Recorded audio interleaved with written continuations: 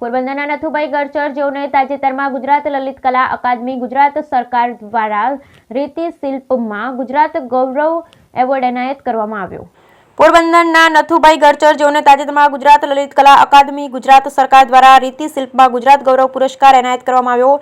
નથુભાઈ ગરચરે કોઈ ચિત્રકલા મહાવિદ્યાલયમાં અભ્યાસ કરેલ નથી, પણ બચપણથી જ ચિત્રકલાનો શોખ અને દરિયા કિનારાની લટારોએ તેમને એક નવા માધ્યમ સાથે કલા સર્જક કરવાની પ્રેરણા આપી।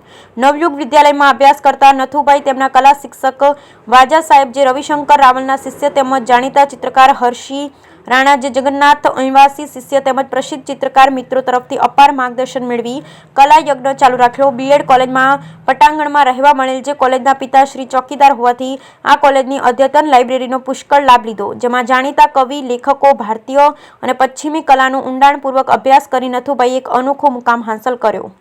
બ્યુરો રિપોર્ટ ઉમેશભાઈ કયાળ।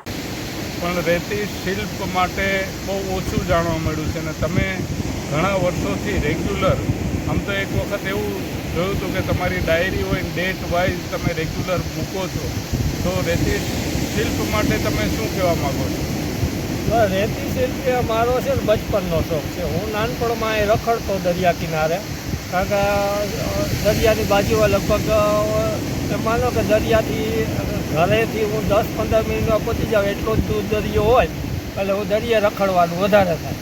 નાનપણથી દરિયે ફરવાની ટેવ અને એમાં પેઇન્ટિંગનો શોખ અને ડ્રોઈંગનો શોખ, એટલે નાનપણમાં જે ડ્રોઈંગ કરતો હોય એ પાછું હું આમાં દરિયાની રેતીમાં કેમ એને કન્વર્ટ કરી શકાય અને 3D ઇફેક્ટ કઈ જાતની આવે એ 3D ઇફેક્ટ લેવા સારું થઈ અને મેં જે ચાલુ કર્યું એમાંથી રેતી શિલ્પનો ઉદ્ભવ થયો। મને ત્યારે ખબર પણ નથી કે આને રેતી શિલ્પ કહેવાય ને આ એક આર્ટનો પ્રકાર છે। અને તમે ચિત્રકલા માટે અભ્યાસ કર્યો છે કે તમે સેલ્ફ ટ્રોટ?